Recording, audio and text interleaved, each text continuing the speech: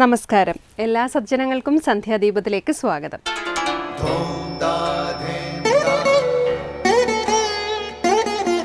ശുഭം ഭവതു കല്യാണമായുസാരോഗ്യവർദ്ധനം സർവദുഃഖ വിനാശായ സന്ധ്യാദീപം നമോസ്തുതേ. നാമം ജപായനം പുണ്യം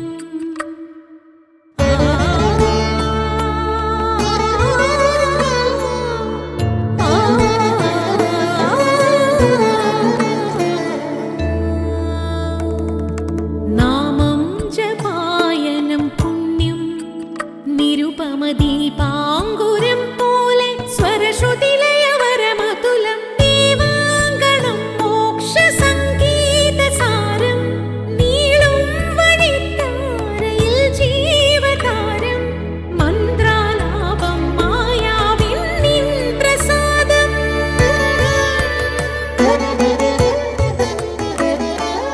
ഇരുൾ നീങ്ങിയുണരുന്ന തെളിനാളദീപം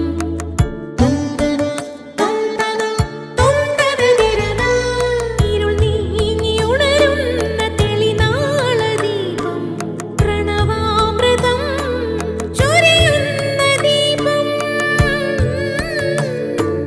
ദീപം ദീപം ദീപം ദീപം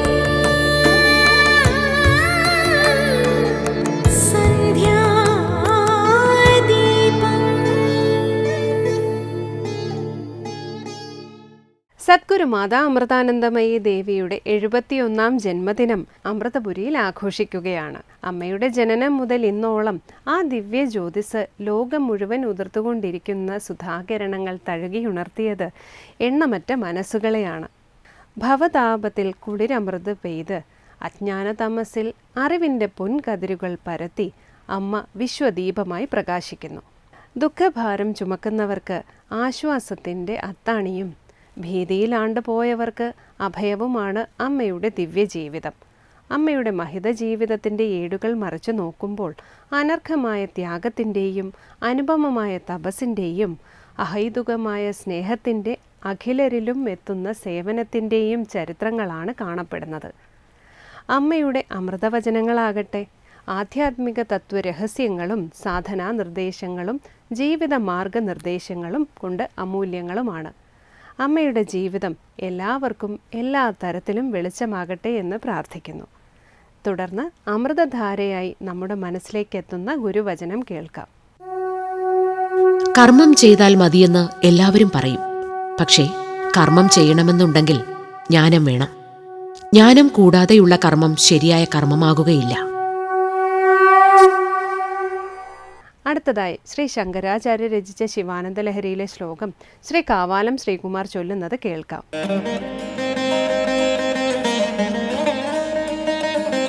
പാപോത്പാദവിമോചനായ രുചിരൈശ്വര്യായ മൃത്യുഞ്ജയ സ്തോത്ര ധ്യാനനതി പ്രദക്ഷിണ സപര്യാലോകനാകർണനേ ജിഹ്വാചിത്തശിരോംഘ്രിഹസ്തനയന ശ്രോത്രൈരഹം പ്രാർത്ഥിതോ മാമാജ്ഞാപയ തന്നിരൂപയ മുഹുർമാമേവ മാമേവ ചഃ.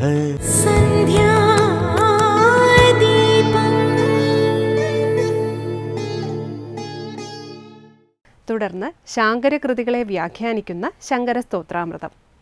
നാവ്, ശിരസ്, മനസ്സ്, കാലുകൾ, കൈകൾ, കണ്ണുകൾ, ചെവികൾ തുടങ്ങിയ കരണങ്ങൾ കൊണ്ട് ചെയ്യുന്ന കർമ്മങ്ങളെല്ലാം ഈശ്വരോന്മുഖമാകാൻ ഭക്തൻ പ്രാർത്ഥിക്കുന്നു. പാപത്തിൽ നിന്നുള്ള മോചനത്തിനും ഐശ്വര്യങ്ങൾ വർദ്ധിക്കാനും അനുഗ്രഹിച്ചാലും എന്ന് ശ്രീ പരമേശ്വരനോട് പ്രാർത്ഥിക്കുന്ന ശിവാനന്ദലഹരിയിലെ ശ്ലോകമാണ് ഇന്ന് ശങ്കര സ്തോത്രാമൃതത്തിൽ സ്വാമി ചിദാനന്ദപുരി വ്യാഖ്യാനിക്കുന്നത്.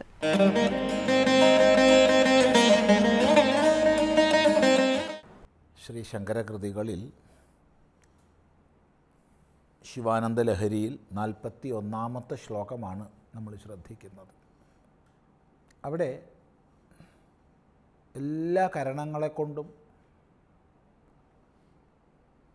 ഭഗവത് ഉപാസനം ചെയ്യുന്നവനായ ഞാൻ, അങ്ങനെയുള്ള എന്നോട് അനുജ്ഞ നൽകി അനുഗ്രഹം ചൊരിഞ്ഞ് ഞാൻ പറയുന്നത് അങ്ങ് കേൾക്കണമേ, അഥവാ എന്നോട് നിർദ്ദേശിക്കണമേ എന്നീ അർത്ഥത്തിലാണ് പ്രാർത്ഥന പോകുന്നത്. നോക്കൂ, പാപോത്പാത വിമോചനായ രുചിരൈശ്വര്യായ മൃത്യുഞ്ജയ സ്തോത്രധ്യാനനദി പ്രദക്ഷിണ സപര്യാലോകനാകർണനേ. പാപോത്പാത വിമോചനായ രുചിരൈശ്വര്യായ സ്തോത്രധ്യാനനദിപ്രദക്ഷിണ സപര്യാലോകനാകർണനേ ജിഹ്വാചിത്തശിരോംഗൃഹസ്ഥനയന ശ്രോത്രൈഃ അഹം പ്രാർത്ഥിതഃ. ഞാൻ പ്രാർത്ഥിക്കുന്നവനാണ്. പ്രാർത്ഥിതഃ, സാമാന്യമായി പ്രാർത്ഥിതഃ എന്ന് പറഞ്ഞാൽ പ്രാർത്ഥിക്കപ്പെട്ടവൻ എന്നാണ് അർത്ഥം. എന്നാൽ പ്രാർത്ഥിച്ചവൻ എന്നുള്ള അർത്ഥത്തിൽ നമുക്ക് എടുക്കാം. ഇവിടെ പാപോത്പാദ വിമോചനായ, പാപങ്ങളുടെ ഉത്പാദത്തിൽ നിന്ന് വിമോചനത്തിനായിക്കൊണ്ട്, പാപങ്ങളുടെ ഫലം വന്ന് ചേരുന്നതിൽ നിന്ന് വിമോചനത്തിനായിക്കൊണ്ട്, ജീവിതത്തിൽ ദുഃഖപ്രദമാകുന്ന അനേകവിധ പാപഫലങ്ങൾ വന്നു ചേരുന്നു. ഈ ജന്മത്തിൽ ചെയ്തതും ജന്മാന്തരത്തിൽ ചെയ്തതുമായ അപരാധങ്ങളുടെ ഫലമായിട്ട് പാപമുണ്ടാകുന്നു. അപരാധം വിഹിതം ചെയ്യാതിരിക്കലും നിഷിദ്ധം ചെയ്യലുമാണ്. ജിഹ്വ, നാവ്, ചിത്തം എന്നുള്ള ശബ്ദം കൊണ്ട് ഇവിടെ മനസ്സിനെ അർത്ഥമാക്കാം. ശിരസ്, തല, അംഘ്രി, കാലുകൾ, ഹസ്തം, കൈകൾ, നയനം, കണ്ണുകൾ, ശ്രോത്രൈഹി, ചെവികൾ എന്നിവയെക്കൊണ്ട് സ്തോത്രധ്യാനനദിപ്രദക്ഷിണ സപര്യാലോചനാകർണനേ. സ്തോത്രം ചെയ്യുക, ധ്യാനിക്കുക, നമസ്കരിക്കുക, പ്രദക്ഷിണം ചെയ്യുക, പൂജ ചെയ്യുക, കാണുക, കേൾക്കുക. താത്പര്യം ജിഹ്വയാൽ സ്തോത്രപാരായണം, ചിത്തത്താൽ മനസ്സിനാൽ ധ്യാനം, ശിരസിനാൽ നമസ്കാരം, അംഘ്രി കാലിനാൽ പ്രദക്ഷിണം, ഹസ്തങ്ങളാൽ പൂജ, നയനങ്ങളാൽ ആലോകനം കാഴ്ച ദർശനം, ശ്രോത്രങ്ങളാൽ ആകർണനം കേൾക്കുക. ഇങ്ങനെ അതത് കരണങ്ങളെ കൊണ്ട് ചെയ്യുന്ന വ്യാപാരങ്ങളെ മുഴുവൻ ഈശ്വരോന്മുഖമാക്കി തീർത്തു, ഈശ്വരാരാധനയാക്കി തീർത്തു. അങ്ങനെ എൻ്റെ എല്ലാ കരണങ്ങളെ കൊണ്ടും, ഇവിടെ നാവ്, മനസ്സ്, ശിരസ്, കാലുകൾ, കൈകൾ, നയനം, ചെവി, ഇങ്ങനെ 7 എണ്ണത്തെയാണ് പറഞ്ഞത്. അത് 7 ഒതുക്കാതെ എല്ലാ കരണങ്ങളെ കൊണ്ടും എന്നുള്ള അർത്ഥം മനസ്സിലാക്കാം. എല്ലാ കരണങ്ങളെ കൊണ്ടും അതത് കരണവ്യാപാരങ്ങളെ ഈശ്വരോന്മുഖമാക്കി തീർക്കുന്നു. അങ്ങനെ ഞാൻ പ്രാർത്ഥിതനാണ്, പ്രാർത്ഥിക്കുന്നവനാണ്, പ്രാർത്ഥിച്ചവനാണ്. എന്തിനാണ് ലക്ഷ്യം? പാപോത്പാദ വിമോചനായ. 2 രുചിരൈശ്വര്യായ, പാപം വന്നു ചേരുന്നത് തടയാനും വർദ്ധിതമായ ഐശ്വര്യത്തെ പ്രാപിക്കാനും. അങ്ങനെ പ്രാർത്ഥിതനായ മാം ആജ്ഞാപയ, എന്നെ അതിനായിക്കൊണ്ട് അനുജ്ഞ നൽകിയാലും ആജ്ഞാപിച്ചാലും എന്ന് വെച്ചാൽ അർത്ഥം എൻ്റെ പാപങ്ങളെയൊക്കെ ഇല്ലാതാക്കാനും അതുപോലെ വർദ്ധിതമായ ഐശ്വര്യത്തെ നേടാനും അനുഗ്രഹിച്ചാലും, സേവാ പൂജാതി കർമ്മങ്ങളിൽ വ്യാപരിക്കാൻ നിരന്തരം എന്നെ ഓർമ്മപ്പെടുത്തിയാലും, ഭക്തിമാർഗത്തിൽ പ്രവർത്തിക്കാനുള്ള വൃത്തിയുണ്ട്, അതുകൊണ്ടാണല്ലോ ഇതൊക്കെ ചെയ്തത്, അതിൽ സന്ദേഹമില്ല. എങ്കിൽ തന്നെയും പലപ്പോഴും മറ്റു പലതിനാൽ ആകർഷിക്കപ്പെട്ട് അഥവാ സേവാദികളിലുള്ള ക്ലേശങ്ങളെ ഓർത്ത് ചിലപ്പോൾ മനുഷ്യൻ അവയിൽ നിന്ന് ഒഴിഞ്ഞു മാറിയെന്ന് വരാം. അതുകൊണ്ട് വീണ്ടും വീണ്ടും എന്നെ ഓർമ്മിപ്പിക്കണമേ. മുഹുഹു നിരൂപയ, വീണ്ടും വീണ്ടും ഓർമ്മിപ്പിക്കണമേ. മേ അവചഹ മാ, എന്നോട് പറയാത്തവനായി നീ ഒരിക്കലും തീരരുതേ. എപ്പോഴും കാരുണ്യത്തോടുകൂടി എനിക്ക് മാർഗദർശനം തരണമേ. കാരുണ്യത്തോടുകൂടി എന്നെ സേവാപൂജാതി കർമ്മങ്ങളിൽ നിയോഗിക്കണമേ. ഒരിക്കലും എന്നോട് പറയാത്തവനായി നീ ഇരിക്കരുതേ. ഇതാണ് ഭക്തൻ്റെ പ്രാർത്ഥന. വാസ്തവത്തിൽ ഇവിടെ അത്രയ്ക്കധികം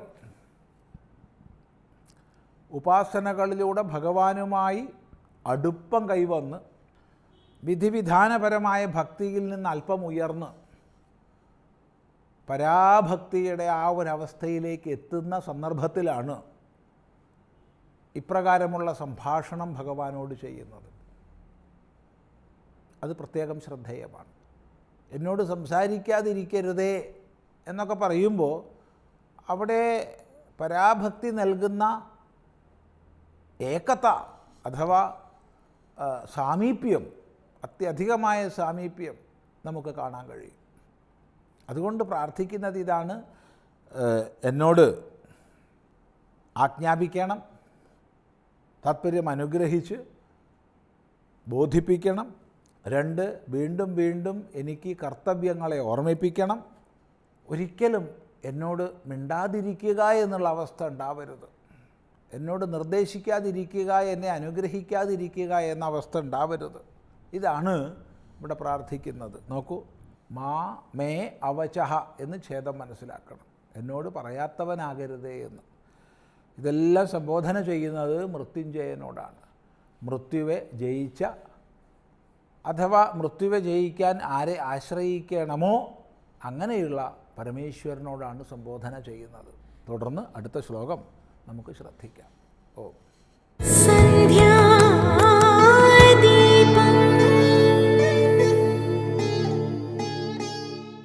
തുടർന്ന് ക്ഷേത്രങ്ങൾ സാധനാ കേന്ദ്രങ്ങൾ എന്ന സെഗ്മെന്റിലേക്ക്.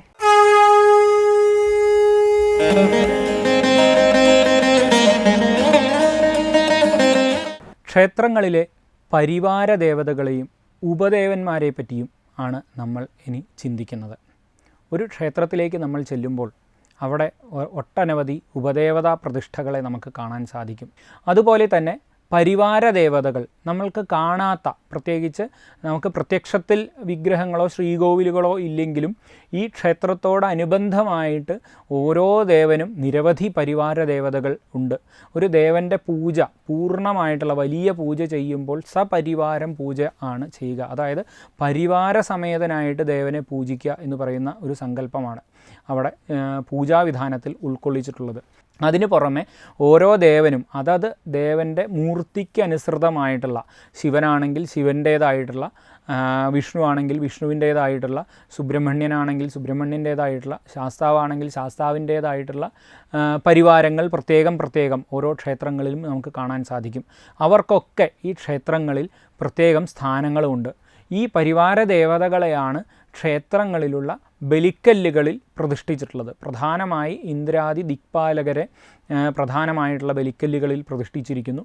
അതോടൊപ്പം തന്നെ സപ്തമാതൃക്കളെയും ഈ ദേവൻ്റെ ഏറ്റവും പ്രധാനപ്പെട്ട ഒരു ഒരു സഹായി എന്നോ അല്ലെങ്കിൽ സ്വന്തം അടുപ്പക്കാരൻ ഏറ്റവും ചേർന്ന് നിൽക്കുന്ന പരിചാരകൻ എന്നോ ഉള്ള അർത്ഥത്തിലുള്ള നിർമാല്യധാരിയെയും ഒക്കെ പ്രത്യേകം പ്രതിഷ്ഠിക്കുന്ന ഒരു സമ്പ്രദായമുണ്ട്. അതോടൊപ്പം തന്നെ ക്ഷേത്രത്തിൻ്റെ പുറത്തേക്ക് കടന്നാൽ മറ്റ് ഉപദേവതാ പ്രതിഷ്ഠകളെ നമുക്ക് ഈ ക്ഷേത്രത്തിൻ്റെ പുറത്തും, നമുക്ക് അകത്തുള്ളതുപോലെ തന്നെ പുറത്തും പ്രത്യേകം ശ്രീകോവിലുകൾ പണിയിച്ച് ഉപദേവന്മാരെ പ്രതിഷ്ഠിച്ചിരിക്കുന്ന നമുക്ക് കാണാൻ സാധിക്കും. അതുപോലെ തന്നെ പലതരത്തിലുള്ള വലിയ ബലിക്കല്ലും അതോടൊപ്പം അതിനു ചുറ്റിലുമായി നിരവധി ചെറിയ ബലിക്കല്ലുകളെയും നമുക്ക് ഒരു ക്ഷേത്രത്തിൻ്റെ പരിവാരങ്ങളിൽ നമുക്ക് കാണാൻ സാധിക്കും.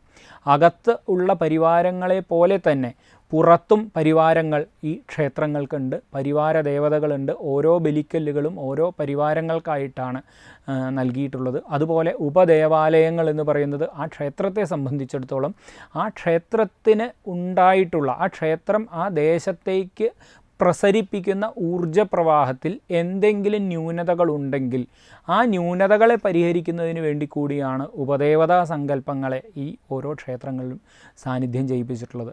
അതുകൊണ്ട് തന്നെ ഒരു ക്ഷേത്രം എന്ന് പറയുന്നത്, അല്ലെങ്കിൽ ഒരു ക്ഷേത്ര ദർശനം എന്ന് പൂർത്തിയാവുക എന്ന് പറയുന്നത് ഈ ദേവനോടൊപ്പം, പ്രധാന മൂർത്തിയോടൊപ്പം തന്നെ ഉപദേവന്മാരെയും ഈ പരിവാരങ്ങളെയും ഒക്കെ കാണുകയും അവരെയൊക്കെ ദർശിക്കുകയും ചെയ്യുമ്പോഴാണ് ആ ഒരു ക്ഷേത്ര ദർശനം പൂർത്തിയാകുന്നത് എന്നും കൂടി നമ്മൾ മനസ്സിലാക്കേണ്ടതുണ്ട്. അവസാനമായി ദീപാരാധനയാണ്. ക്ഷേത്ര സന്നിധിയിലെത്തി മംഗളാരതി തൊഴുത് ഇന്നത്തേക്ക് മടങ്ങാം. എല്ലാവർക്കും നമസ്കാരം.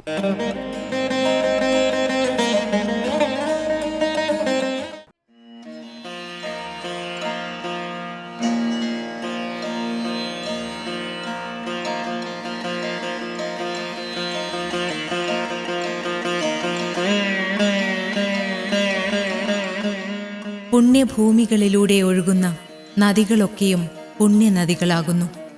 അങ്ങനെ ഇവിടെ സംഗമിക്കുന്ന നദികളെല്ലാം മോക്ഷദായിനികളുമാകുന്നു. ഇവിടെ പമ്പയും മണിമലയാറും സംഗമിക്കുന്ന ഒരു പുണ്യദേശം സാക്ഷാൽ പരാശക്തി കുടികൊള്ളുന്ന ചക്കുളത്തുകാവ് തന്നെയാണ്.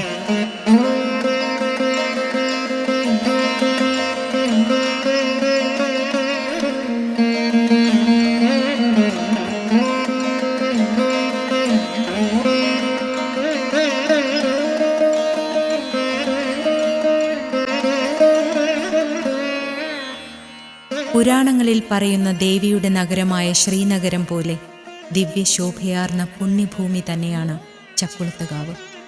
സദാ ദേവീനാമം ഉരുവിട്ട് നിൽക്കുന്ന ചക്കുളത്തുകാവിലെ ഓരോ തന്മാത്രകളിലും ദേവീ ചൈതന്യം നിറഞ്ഞു തുളുമ്പുന്നുവെന്നാണ് ഭക്തജനങ്ങളുടെ വിശ്വാസം. ശരണം വിളികളുമായി ശബരിമലയിലേക്ക് ഭക്തജനങ്ങൾ ഒഴുകുന്നത് പോലെ തന്നെയാണ് സ്ത്രീകളുടെ ഏറ്റവും വലിയ വിശ്വാസ കേന്ദ്രങ്ങളിലൊന്നായ ചക്കുളത്തുകാവിലേക്ക് ഭക്തജനങ്ങൾ ഒഴുകിയെത്തുന്നത്.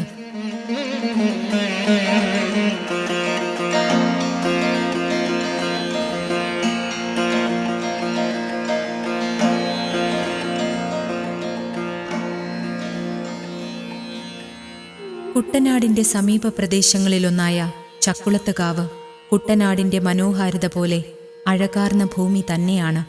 സമൃദ്ധമായ കാർഷിക സംസ്കാരത്തിന്റെ പിൻതലമുറക്കാർ തന്നെയാണ് ഈ ദേശവാസികൾ. ദേവിയുടെ വൈഭവ കഥകൾ അറിഞ്ഞനുഭവിക്കാൻ കഴിയുന്നിടങ്ങളൊക്കെ ഭൂമിയിലെ ദിവ്യ ചൈതന്യം നിറഞ്ഞ ഭൂപ്രദേശങ്ങൾ തന്നെയാണ്.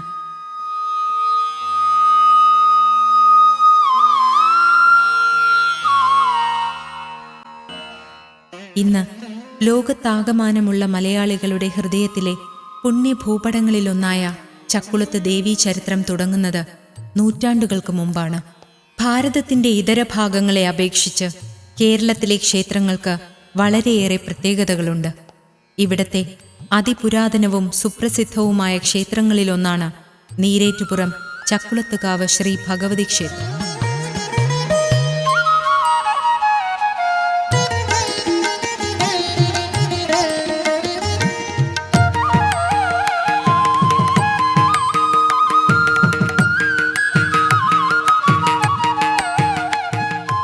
ചക്കുളത്തുകാവ് ദേവീക്ഷേത്രത്തിന്റെ ചരിത്രവുമായി അടുത്തുള്ള സ്ഥലങ്ങളിലെ പേരിനു പോലും ബന്ധമുണ്ട്. വനമധ്യത്തിലുണ്ടായിരുന്ന കുളത്തിലെ വെള്ളത്തിന് ചക്കരയുടെ സ്വാദായിരുന്നു. അതുകൊണ്ടതിനെ ചക്കരക്കുളമെന്ന് വിളിച്ചുപോന്നു. ചക്കരക്കുളം ലോപിച്ച് ചക്കുളമായി. ചിതൽപുറ്റിൽ വിഗ്രഹത്തോടൊപ്പം കണ്ട വെള്ളമേറ്റി വരുന്ന സ്ഥലത്തിന് നീരേറ്റുപുറമെന്നും പേരുവന്നു.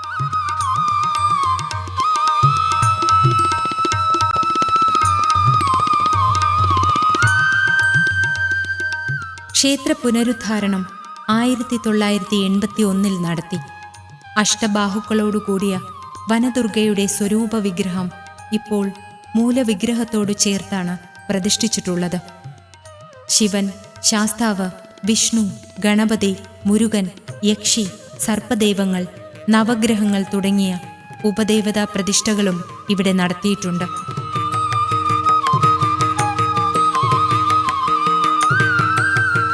ചക്കുളത്തുകാവിലമ്മയുടെ ഇന്നു കാണുന്ന ശ്രീകോവിൽ സ്ഥിതി ചെയ്യുന്ന അതേ സ്ഥാനത്തു തന്നെയായിരുന്നു 4000 വർഷങ്ങൾക്ക് മുൻപ് വേടൻ കണ്ട കുളവും ചിതൽപുറ്റും സ്ഥിതി ചെയ്തിരുന്നത്. ഈ ചിതൽപുറ്റുടച്ച് ശ്രീ നാരദ മഹർഷി ആദിപരാശക്തിയായ ശ്രീ ദുർഗാ ഭഗവതിയുടെ സ്വയംഭൂവായ മൂലവിഗ്രഹം വേട കുടുംബത്തിനായി പ്രതിഷ്ഠിച്ചു കൊടുത്ത ഈ സ്ഥാനം അതുതന്നെയാണ് ചക്കുളത്തുകാവിലമ്മയുടെ മൂലസ്ഥാനം. കുളം നികത്തിയ സ്ഥലത്താണ് ഇപ്പോൾ ശ്രീകോവിലിരിക്കുന്നത്. ചിതൽപുറ്റു കണ്ട കുളക്കരയിൽ കരുണാമൃത രൂപമായി ദേവി അഷ്ടൈശ്വര്യ ദേവതയായി ശക്തി സ്വരൂപിണിയായി വിരാജിച്ചരുളുന്നു. അതിവിശിഷ്ടമായ ആചാരാനുഷ്ഠാനങ്ങളാണ് ചക്കുളത്ത് ക്ഷേത്രത്തിൽ നടത്തിവരുന്നത്. ശിവശക്തി സംഗമമാണ് പ്രപഞ്ചം. പ്രപഞ്ചത്തിൻ്റെ നിലനിൽപ്പിനു കാരണമായ ശക്തീഭാവമായ സ്ത്രീകൾക്ക് വേണ്ടി ചക്കുളത്തുകാവിൽ നടത്തുന്ന അതിമഹത്തായ പൂജകളിലൊന്നാണ് നാരീപൂജ. അതുകൊണ്ടുതന്നെ ഈ ക്ഷേത്രത്തിലെത്തുന്ന ഓരോ സ്ത്രീകൾക്കും ഇവിടെ ദേവീഭാവം തന്നെയാണ്.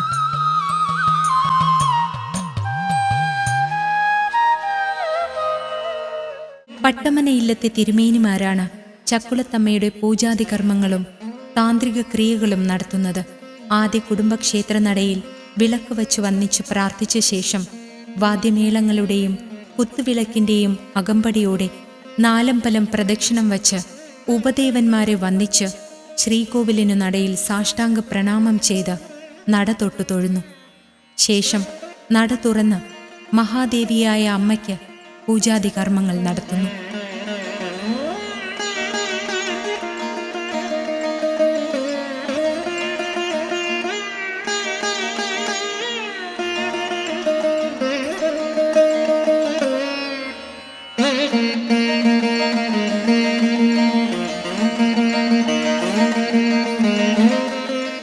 ചക്കുളത്തമ്മയുടെ ഭക്തരും ഉപാസകരും മലയാള മാസത്തിലെ ആദ്യ വെള്ളിയാഴ്ച ദിവസം ഈ തിരുനടയിൽ ഒത്തുചേരുന്നു. പാട്ടും ആട്ടവും കൂട്ടം കൂടിയുള്ള വിളിച്ചുചൊല്ലി പ്രാർത്ഥനയും നടത്തി ആദിപരാശക്തിയായ ചക്കുളത്തമ്മയുടെ സന്തോഷവും അനുഗ്രഹവും ഏറ്റുവാങ്ങുന്നു. ത്രിമൂർത്തികളും സകല ദേവീ ചൈതന്യങ്ങളും ആദ്യ വെള്ളിയാഴ്ച ദിവസം ചക്കുളത്തമ്മയെ പൂജിക്കുന്നു. ഈ സങ്കല്പമുള്ളതിനാൽ ആദ്യ വെള്ളിയാഴ്ച ദിവസം ചക്കുളത്തമ്മയുടെ തിരുസന്നിധിയിൽ മാത്രമേ വിളിച്ചുചൊല്ലി പ്രാർത്ഥന നടത്തുവാൻ പാടുള്ളൂ. ഈ വിശ്വാസം ഇന്നും ആചരിച്ചു പോരുകയാണ്.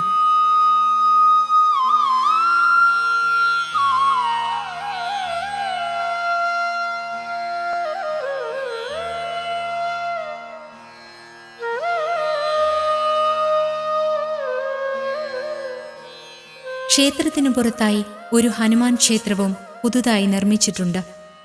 ഭീമാകാരമായ ആഞ്ജനേയ പ്രതിഷ്ഠ ഭക്തർക്ക് പ്രത്യേക കാഴ്ചാനുഭവം തന്നെയാണ് സമ്മാനിക്കുന്നത്. ഹനുമാൻ സ്വാമിയുടെ ഈ പ്രതിഷ്ഠയ്ക്ക് മുന്നിൽ നിരവധി സവിശേഷ പൂജകളും ഭക്തർ സമർപ്പിക്കുന്നു.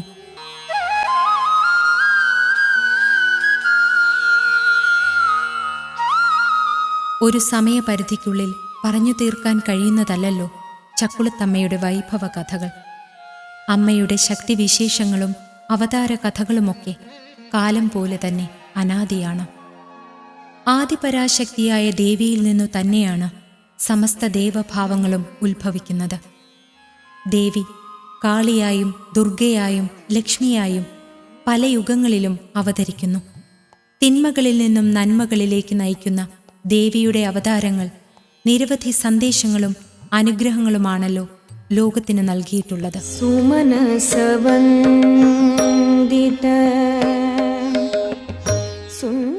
ദേവി ദയാമയി, ദേവി കൃപാമയി, നീ എന്നിൽ കൂടി ചിന്തിക്കണമേ, എന്നിൽ കൂടി പ്രവർത്തിക്കണമേ. എൻ്റെ ആത്മബോധങ്ങളിൽ നിന്റെ നാമം നിറഞ്ഞു നിൽക്കണമേ. മുനിഗണമണ്ഡിത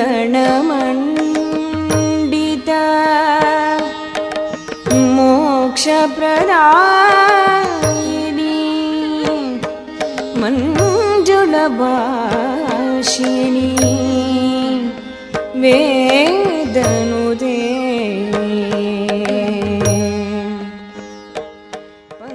അങ്ങനെ ചക്കുളത്ത് ദേവീ ദർശനം പുണ്യദർശനമാകുമ്പോൾ ദേവിയുടെ സർവഭാവങ്ങളും ഭക്തമാനസങ്ങളിൽ നിറയുന്നു.